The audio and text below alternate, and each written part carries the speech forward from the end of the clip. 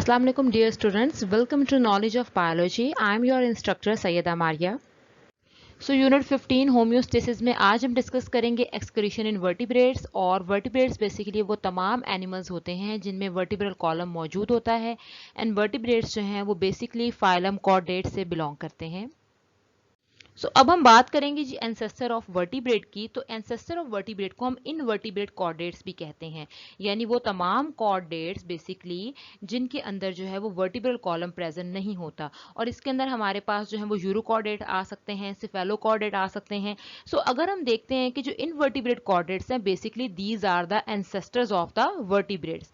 Invertebrate chordates में जो excretory structure है वो कैसा होगा? They have the segmentally arranged excretory structure that is present throughout the body just like the metanephridia in the earthworm.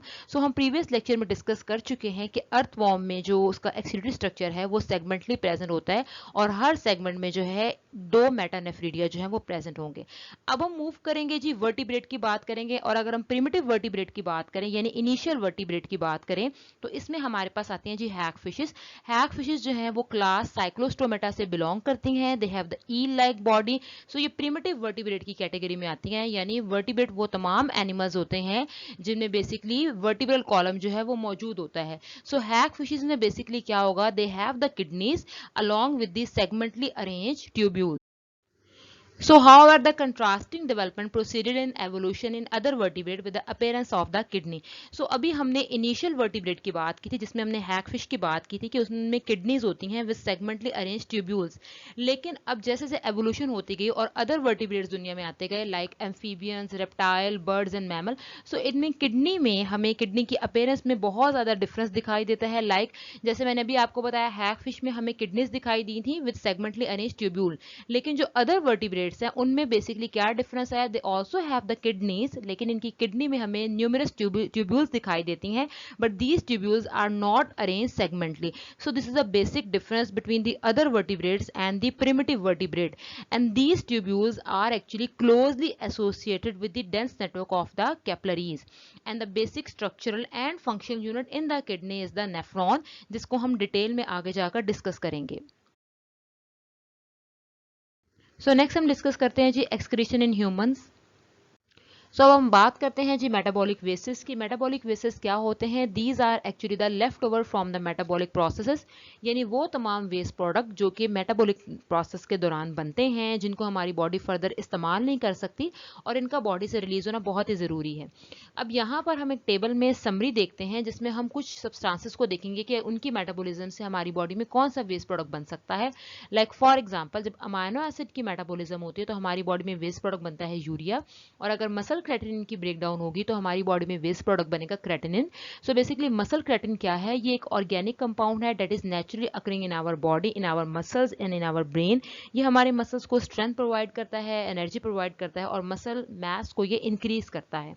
Next देखते हैं जो न्यूक्लिक एसिड को। न्यूक्लिक एसिड की मेटाबॉलिज्म से एक वेस्ट प्रोडक्ट बनता है जिसको यूरिक एसिड कहते हैं। और हीमोग्लोबिन, जैसे कि हमें पता है कि हीमोग्लोबिन रेड कलर की आयरन कंटेनिंग प्रोटीन है टू ट्रांसपोर्ट द ऑक्सीजन, और इसकी जो मेटाबॉलिज्म के नतीजे में बिलीरुबिन बनेगा, और बिलीरुबिन एक येलो कलर का वेस्ट प्रोडक्ट है that is excreted through our urine as well as through our faecal matter.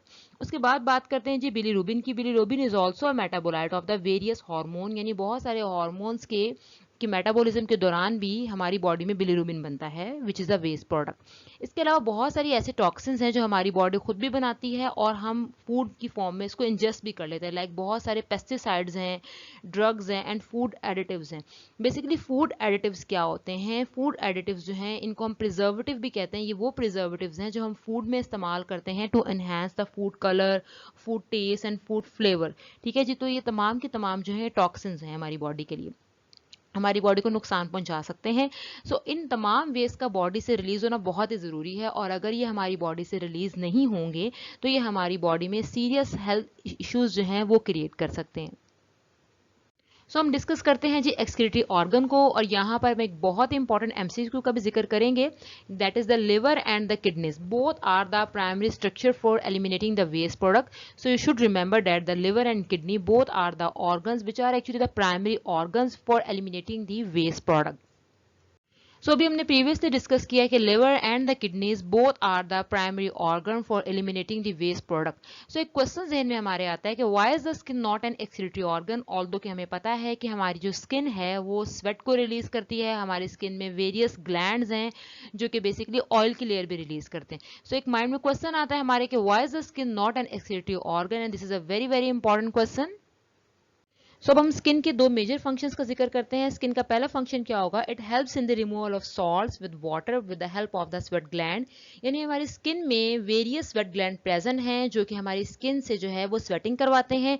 दूसरे हमारी स्किन में जो ग्लैंड होते हैं उनको हम सिबेशियस ग्लैंड कहते हैं जो कि ऑयल रिलीज करते हैं, और ऑयल की उस लेयर को हम कहते हैं सीबम। सो इन दोनों फंक्शंस को देख के लगता है कि हमारी जो स्किन है वो एक तरह का एक्सक्रीटरी ऑर्गन हो सकती है। लेकिन हम सबसे पहले देखते हैं कि अगर हमारी स्किन से स्वेटिंग होती है तो उसकी रीजन क्या है, हमारी स्किन आखिर स्वेटिंग क्यों करती है। सो इसकी रीजन क्या होगी, the removal of water and the salts from the sweat gland is for the purpose of the thermoregulation.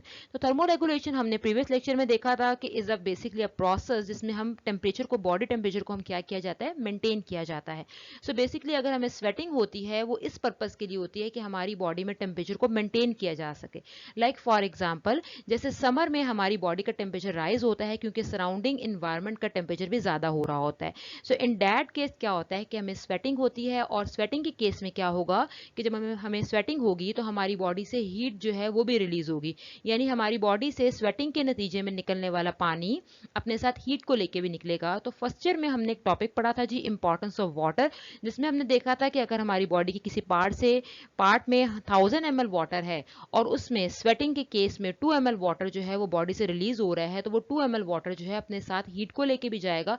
So remaining 998 जो वाटर होगा उसका टेम्परेचर 1 डिग्री सेंटीग्रेड कम हो जाएगा। सो यहाँ पर बेसिकली स्वेटिंग का पर्पस क्या है, थर्मोरेगुलेशन, यानी बॉडी में टेम्परेचर को मेंटेन करना। अब नेक्स्ट देखते हैं जी कि हमारी स्किन में बेसिकली जो सिबेशियस ग्लैंड है वो ऑयल की लेयर रिलीज करते हैं जिसको हम सीबम कहते हैं। सो उस सीबम का मेन पर्पस क्या होता है, so sebum on the skin is use for the protection against the micro organism. So हम यहाँ पे देखते हैं बेसिकली कि एक तो जो सीबम की लेयर रिलीज हो रही है इसमें बेसिकली सैचुरेटेड और अनसैचुरेटेड फैटी एसिड्स भी होते हैं जो कि बेसिकली बहुत अहम रोल प्ले करते हैं to inhibit the growth of the bacteria, specially the gram positive bacteria. इसके अलावा हमें पता है कि ये जो ऑयल की लेयर जो है ये रिलीज होती है, ये हमारी स्किन को ड्राई होने से भी बचाती है, और मेनली जो पर्टिकुलरली सेबेशियस ग्लैंड प्रेजेंट होते हैं ये हमारे फेस में प्रेजेंट होते हैं और हमारी स्कैल्प में प्रेजेंट होते हैं। सो इन दोनों बातों से हमें अंदाजा होता है कि अगर हमें स्वेटिंग हो रही है सो उसका पर्पस है थर्मोरेगुलेशन, और अगर हमारी स्किन के जरिए जो है वो ऑयल की लेयर यानी सीबम रिलीज हो रहा है सो वो हमें माइक्रो ऑर्गेनिज्म के अटैक से बचाती है या माइक्रो ऑर्गेनिज्म से हमें प्रोटेक्ट करती है। सो इन दोनों पॉइंट्स को अगर हम देखें तो हमें पता लगता है कि स्किन जो है वो एक तरह का एक्सक्रीटरी ऑर्गन नहीं हो सकता, क्योंकि अगर हम एक्सक्रीशन की डेफिनेशन देखते हैं तो उसका पर्पस क्या होता है एक्सक्रीशन का, to eliminate the waste product, specially nitrogenous waste product. तो जिसमें वेस्ट प्रोडक्ट जो है उसको निकालना होता है। लेकिन यहाँ पर अगर हमारी स्किन ये दोनों काम कर रही है, like the sweating and the release of the sebum, so basically sweating कर रही है फॉर द थर्मोरेगुलेशन और सीबम रिलीज कर रही है basically for the protection against the micro organism. So यहाँ पे हम लिवर के कुछ बेसिक फंक्शन देखते हैं, like liver act as a central station of metabolism and consequently the body central metabolic clearing house. यानी हम कह सकते हैं कि हमारी बॉडी में जितने भी मेटाबॉलिक प्रोसेस होते हैं, सबसे ज़्यादा जो मेटाबॉलिक प्रोसेस होते हैं वो हमारे लिवर में होते हैं। सो लिवर का मेन फंक्शन क्या होता है, it helps in the detoxification, यानी यह मोर हार्मफुल सब्सटेंस को लेस हार्मफुल सब्सटेंस में कन्वर्ट करता है, और कॉन्सिक्वेंटली यानी नतीजे के तौर पर वो सब्सटेंसेस जो होंगे वो हमारी बॉडी से रिलीज हो जाएंगे। So it will act as a central metabolic clearing house, यानी ये हमारी बॉडी में एज अ क्लियरिंग हाउस भी काम करता है, हमारी बॉडी से वेस्ट प्रोडक्ट के डिस्पोजल में अहम रोल प्ले करता है। अपनी इन्हीं खूबियों की वजह से liver functions are pivotal to the homeostasis, यानी ये होम्योस्टेसिस में अहम रोल प्ले करता है, और लिवर जो है वो दूसरे बॉडी ऑर्गन से भी इंटरेक्ट करता है, लाइक द किडनी को ये सपोर्ट भी करता है, किडनी को ये सपोर्ट करता है to remove the nitrogenous wastage. तो जैसे मैंने आपको बताया कि लिवर का जो मेन फंक्शन है वो डिटॉक्सिफिकेशन है, जिसमें ये बहुत सारे जो केमिकल सब्सटेंस है उनको टॉक्सिक सब्सटेंस में कन्वर्ट करता है और ये प्रोड्यूस करता है जी ammonia, urea and the uric acid from the nitrogen of the amino acid. यानी अमाइनो एसिड की जब हमारी बॉडी में मेटाबॉलिज्म होगी तो उसके नतीजे में अमोनिया भी बनेगा, यूरिया बनेगा एंड यूरिक एसिड भी बनेगा, कि तमाम के तमाम जो वेस्ट प्रोडक्ट हमारी बॉडी में बनते हैं इन द लिवर, ये बॉडी से अल्टीमेटली जो है ये रिलीज हो जाते हैं। सो अल्टीमेटली जो लिवर है will act or will support the kidney for the removal of the waste product. Next अब हम देखते हैं जी major homeostatic function of the liver, and this topic is very important for the long question, for the short question as well as for the MCQs. So इस question को आपने बहुत अच्छे तरीके से करना है। इसमें हम देखने जा रहे हैं जी लिवर के होम्योस्टेटिक फंक्शन, और होम्योस्टेटिस में बेसिकली तीन चीजें आती हैं जी, ऑस्मो रेगुलेशन, थर्मोरेगुलेशन और एक्सक्रीशन। तो हम यहाँ पर क्या देखेंगे कि लिवर के क्या क्या मेन फंक्शंस हैं और कैसे वो फंक्शन जो है हमारी बॉडी में अफेक्ट करते हैं ऑन दी होम्योस्टेसिस। तो सबसे पहला फंक्शन हम देखते हैं विच इज द सिंथेसिस। तो हम देखते हैं जी कि लिवर जो है वो nitrogenous waste like ammonia, urea और यूरिक एसिड को क्या करता है जी, सिंथेसाइज करता है फ्रॉम द अमाइनो ग्रुप और फ्रॉम द न्यूक्लिक एसिड और from the other nitrogen containing compounds. ठीक है जी। और फिर इनको जो है बेसिकली इन तीनों नाइट्रोजनस वेस्ट को बॉडी से रिलीज किया जाता है। अब जैसे अगर हम ह्यूमन की बात करते हैं तो ह्यूमन में जो मेजर नाइट्रोजनस वेस्ट होता है वो यूरिया होता है। सो बेसिकली इन तीनों नाइट्रोजनस वेस्ट की जो सिंथेसिस है ये किडनी की हेल्प करती है, किडनी को सपोर्ट करती है in the waste disposal which is the excretion. So next देखते हैं जी लिवर का फंक्शन सिंथेसिस में, वो आएगा हमारे पास जी plasma protein. So blood plasma के अंदर पाई जाने वाले जो प्रोटीन्स हैं वो बेसिकली लिवर तैयार करता है। इसमें से जो पहली दो प्रोटीन है which are the prothrombin and the fibrinogen protein, ये दोनों प्रोटीन्स जो हैं बेसिकली ब्लड क्लॉटिंग में अहम रोल प्ले करती हैं और इनको तैयार किया जाता है लिवर के अंदर। नेक्स्ट प्रोटीन है जी एल्ब्यूमिन प्रोटीन, और एल्ब्यूमिन प्रोटीन के बारे में हमें एक बात हमेशा याद रखनी है कि एल्ब्यूमिन प्रोटीन हमारे ब्लड प्लाज्मा में बहुत ज़्यादा होती है, यानी सबसे ज़्यादा जो हमारे ब्लड में तादाद होती है, जो अमाउंट होती है वो एल्ब्यूमिन की होती है। सो एल्ब्यूमिन का मेन फंक्शन क्या होता है, it actually maintains the osmotic balance of the blood. यानी अगर हम इसको सिंपल वर्ड्स में कहें तो हम कह सकते हैं कि हमारे ब्लड में पानी और नमकियात की मिकदार को बैलेंस करती है albumin. So if we have excess of water and salts और the electrolytes in our blood, तो ये ब्लड से एक्स्ट्रा पानी, सॉल्ट्स, इलेक्ट्रोलाइट को जो है किडनी को ट्रांसपोर्ट कर देगी, जाके फिर ये किडनी के जरिए जो है बॉडी से रिलीज हो जाएंगे। नेक्स्ट है जी लिवर जो है वो सिंथेसिस करता है जी बाइल की। बाइल बेसिकली क्या है, बाइल एक वाटरी सब्सटेंस होता है जिसका मेन फंक्शन क्या होता है, इसका मेन फंक्शन होता है ये हमारे ब्लड, हमारे बॉडी में मौजूद जो फैट्स हैं उनकी इमल्सिफिकेशन करता है। इमल्सिफिकेशन का मतलब क्या होता है कि बड़े बड़े जो फैट के ग्लोब्यूल हैं उनको तोड़कर टाइनी ग्लोब्यूल में कन्वर्ट करता है, और ये तमाम काम जो है हमारी स्मॉल इंटेस्टाइन में होता है। सो बेसिकली लिवर जो है वो बाइल को तैयार करता है, उसको स्टोर करता है temporary in the gall bladder, और गॉल ब्लैडर से एक बाइल डक्ट जो है वो निकलता है जो कि ड्यूडेनम में जाता है, और जहां पर जो है वो बाइल जो है वो फैट के ग्लोब्यूल को तोड़ता है। उसके बाद हम बात करते हैं कि जो लिवर है वो डिफरेंट मॉलिक्यूल्स को सिंथेसाइज करता है like the lipids, cholesterol and lipoprotein. So ये बेसिकली ये जो मॉलिक्यूल्स हैं इस वे से लिवर क्या करता है, ब्लड की केमिस्ट्री को रेगुलेट करता है। लाइक फॉर एग्जांपल लिवर ना सिर्फ इन लिपिड्स, कोलेस्ट्रॉल और लिपोप्रोटीन को सिंथेसाइज करता है बल्कि इनकी ब्रेकडाउन भी करता है ताकि बॉडी से इनको रिलीज करवाया जाए। सो ब्लड में इनका लेवल जो है वो बैलेंस करता है। साथ में जो तीनों मॉलिक्यूल्स हैं ये हमारी बॉडी में मौजूद होते हैं, ये एनर्जी को स्टोर भी करते हैं। इसके अलावा ये जो तीनों मॉलिक्यूल्स हैं इनका मेन फंक्शन क्या होता है, ये हमारी सेल मेम्ब्रेन के स्ट्रक्चर भी बनाते हैं। जैसे आपने फर्स्ट ईयर में सेल मेम्ब्रेन का स्ट्रक्चर पढ़ा था जिसमें आपने पढ़ा था कि सेल मेम्ब्रेन में 20 to 40% जो है वो लिपिड्स होते हैं और 60% जो हमारी सेल मेम्ब्रेन है वो प्रोटीन से मिलकर बनी होती है। नेक्स्ट इंपॉर्टेंट फंक्शन देखते हैं जो लिवर का, विच इज द स्टोरेज। सो ये आयरन को स्टोर करता है क्योंकि ये बेसिकली ओल्ड आरबीसीज की रिसाइकलिंग करता है, और इन दैट केस ये आयरन को स्टोर करेगा।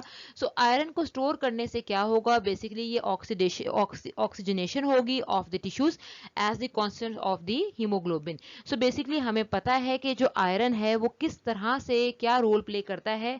जब लिवर जो है वो ओल्ड आरबीसीज की रिसाइकलिंग करेगा यानी नए आरबीसीज बनाएगा, सो उसमें मौजूद जो आयरन है वो आपको पता है कि वो ऑक्सीजन के साथ जो है वो बाइंड करता है, और जिसकी वजह से जो है टिश्यूज को ऑक्सीजन जो है वो प्रोवाइड की जाती है।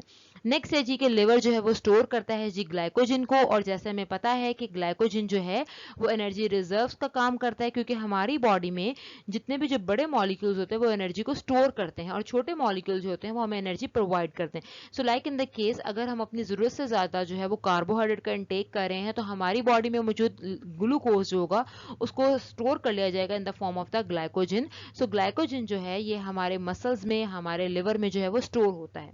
उसके बाद नेक्स्ट फंक्शन हम देखते हैं जो लिवर का, विच is the conversion. So basically liver क्या करता है, लिवर हमारी बॉडी में मौजूद, हमारे ब्लड में मौजूद जो एक्सेस ग्लूकोज होती है उसको कन्वर्ट करता है इनटू द ग्लाइकोजन. और ये तभी करता है जब हमारी बॉडी में हम जरूरत से ज़्यादा जो है अपना फूड इनटेक कर रहे हैं और हम ग्लूकोज का इस्तेमाल कंपैरेटिवली कम कर रहे हैं, तो हमारी बॉडी में जो एक्सेस ग्लूकोज होगी उसको कन्वर्ट किया जाएगा इनटू द ग्लाइकोजन. और जब भी हमें एनर्जी की जरूरत होगी तो इसी ग्लाइकोजन को फिर दोबारा से रिकन्वर्ट किया जाएगा इनटू द ग्लूकोज. तो ये तमाम काम जो है ये लिवर में होते हैं. साथ साथ जो है वो लिवर जो है वो लैक्टिक एसिड को भी स्टोर कर सकता है या कन्वर्ट करता है into the glycogen. So basically ये तमाम के तमाम जो मॉलिक्यूल्स हैं ये एनर्जी स्टोरेज का काम करते हैं. लाइक द ग्लाइकोजन जो है वो एनर्जी स्टोरेज का काम करेगा. और अगर हम ग्लूकोज की बात करते हैं तो वो एनर्जी के लिए इस्तेमाल किया जाता है. नेक्स्ट प्रोसेस है जी, नेक्स्ट फंक्शन है जी लिवर का, वो है जी रिसाइकलिंग. रिसाइकलिंग का मतलब क्या होगा कि पुरानी चीजों से दोबारा से नई चीजें बनाना. सो इसमें बेसिकली हम देखेंगे कि जैसे मैंने आपको बताया कि ओल्ड आरबीसीज को तोड़ा जाता है और उसे नए आरबीसीज बनाए जाते हैं. सो बेसिकली यहाँ पर क्या होता है कि contents of the old RBCs, example है जी आयरन है and other constant of the haemoglobin, उनसे न्यू आरबीसीज बनाए जाएंगे जिनका मेन पर्पस क्या होगा, ऑक्सीजनेशन ऑफ द टिश्यूज, यानी टिश्यूज को ऑक्सीजन प्रोवाइड की जाएगी. सबसे लास्ट और सबसे इंपॉर्टेंट फंक्शन लिवर का क्या है, विच इज ए डिटॉक्सिफिकेशन. यानी लिवर क्या करता है, बहुत सारे जो हार्मफुल सब्सटेंस हैं, हार्मफुल केमिकल्स हैं, उनको लेस टॉक्सिक सब्सटेंस में कन्वर्ट करता है. यानी ज्यादा जहरीली चीजों को लेस जो है टॉक्सिक में कन्वर्ट करेगा. और किडनी की ये हेल्प करेगा इन टॉक्सिन डिस्पोजल, जैसे कि फूड एडिटिव्स हैं, पेस्टिसाइड्स हैं और ड्रग्स हैं. सो इनको लेस टॉक्सिन में कन्वर्ट करेगा. इस तरह से ये किडनी की हेल्प करता है for the removal of the waste product. So यहाँ पर हम बेसिकली एक बहुत ही इंपॉर्टेंट जो है वो साइकिल डिस्कस करने लगे हैं, इसको हम ब्रीफली डिस्कस करेंगे. This cycle is called the urea cycle और the ornithine cycle and this cycle occurs in the liver. इस साइकिल में बेसिकली क्या होता है, nitrogenous waste ammonia which is a more toxic nitrogenous waste, इसको convert किया जाता है into urea. So the process of converting the ammonia into urea is called the urea cycle और the ornithine cycle and this cycle occurs in the liver. So हम इसको बहुत ही general steps में देखते हैं. इसमें ओवरऑल अगर हम इस पूरे साइकिल को हम अगर इसको देखें, इसको कंक्लूड करें तो हम कह सकते हैं कि दो अमोनिया के मॉलिक्यूल और एक कार्बन डाइऑक्साइड का मॉलिक्यूल जो है वो मिलकर एक यूरिया का मॉलिक्यूल बनाते हैं और साथ में वाटर को भी रिलीज करते हैं. सो इसको हम ब्रीफली देखते हैं. सबसे पहले साइकिल में एक अमोनिया का मॉलिक्यूल और एक कार्बन डाइऑक्साइड का मॉलिक्यूल एंटर होंगे और वो साइकिल में मौजूद पहले से ही एक मॉलिक्यूल है, एक प्रिकर्सर है जिसको हम ऑर्निथिन कह रहे हैं, उसे रिएक्ट करेंगे. अब बेसिकली ऑर्निथिन क्या होता है, ornithine is the non proteinic amino acid. Non proteinic amino acid वो अमाइनो एसिड होता है जो कि प्रोटीन नहीं बनाता. अब जैसे आपने फर्स्ट ईयर में पढ़ा था कि हमारे सेल में 170 टाइप के डिफरेंट टाइप के अमाइनो एसिड मौजूद होते हैं, उसमें से सिर्फ 25 टाइप ऑफ अमाइनो एसिड जो होते हैं वो प्रोटीन बनाते हैं. बाकी जो अमाइनो एसिड होते हैं वो नॉन प्रोटीनिक अमाइनो एसिड कहलाएंगे. सो अमोनिया और कार्बन डाइऑक्साइड जो हैं वो पहले से साइकिल में मौजूद ऑर्निथिन अमाइनो एसिड से रिएक्ट करेंगे और रिएक्शन के बाद जो ये कंपाउंड बनाएंगे, जो ये प्रोडक्ट बनाएंगे, उसे हम कहेंगे citrulline which is again an amino acid and which is again a non proteinic amino acid. So जब सिट्रुलिन बनेगा, सो जैसे ही सिट्रुलिन बनेगा तो इसी साइकिल में एक दूसरा जो है वो अमोनिया का मॉलिक्यूल जो है वो एंटर होगा. सो अब सिट्रुलिन और अमोनिया आपस में रिएक्ट करेंगे और हमारे पास एक और अमाइनो एसिड बनेगा विच इज द आर्जिनोसक्सिनेट. सो अब आर्जिनोसक्सिनेट को with the help of the enzymes convert किया जाएगा आर्जिनिन में.